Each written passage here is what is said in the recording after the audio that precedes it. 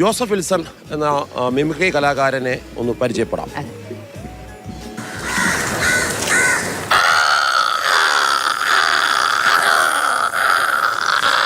പ്രകൃതിയുടെ ജീവജാലങ്ങൾ നമുക്ക് ഉണർത്താൻ പറ്റും.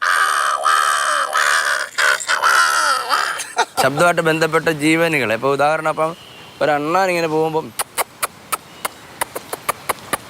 അണ്ണൻ ചാടി വരും. പ്രകൃതി പാഠങ്ങളാണ് മിമിക്രി. ജോസഫ് വിൽസൺ മത്സരിച്ച 80കളിലും ഇന്നും മിമിക്രി മത്സരവേദികളിൽ അത് കേൾക്കാതിരുന്നിട്ടില്ല.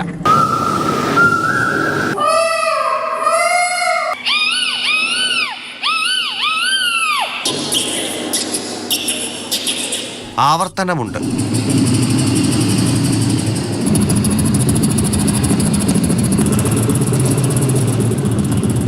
അസാധ്യവുമുണ്ട്.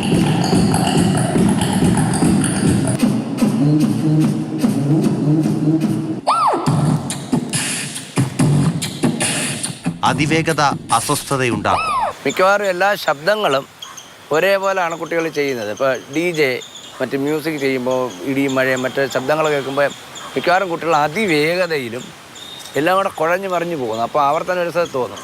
അതേസമയം ഈ ഓരോരോ ശബ്ദങ്ങളെ പ്രത്യേകം പിക്ക് ചെയ്ത് അതിങ്ങനെ ഡിവൈഡ് ചെയ്ത് ചെയ്യുവാണെങ്കിൽ ഭയങ്കര രസമായിരിക്കും.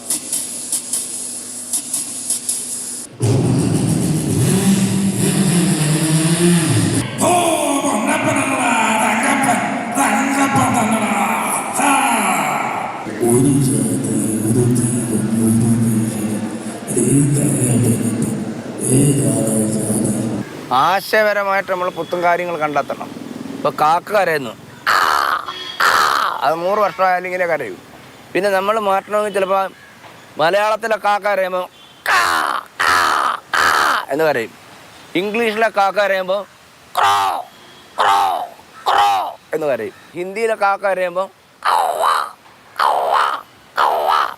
ഈ ശബ്ദത്തിന് ഒരു മാറ്റം വരുന്നില്ല. അപ്പോൾ നമ്മൾ പെട്ടെന്ന് ആശയം കണ്ടെത്തി.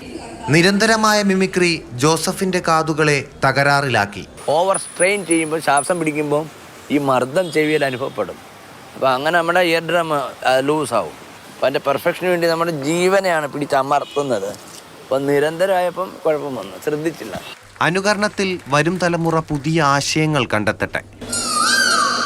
ആ ആശയങ്ങളുടെ പശ്ചാത്തലത്തിൽ മിമിക്രി എന്ന കല കൂടുതൽ തിളങ്ങട്ടെ.